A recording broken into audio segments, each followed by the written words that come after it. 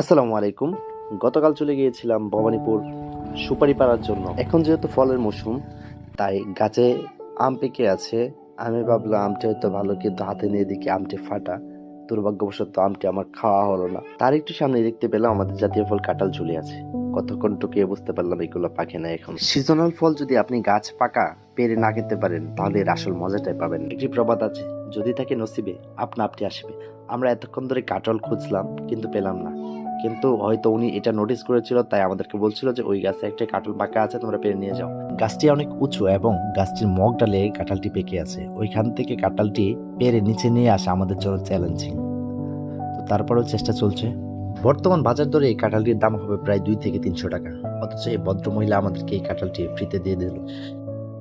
নিয়ে যাও, আমি খাওয়ার আগে কাঁচাটা আমি রাখলাম।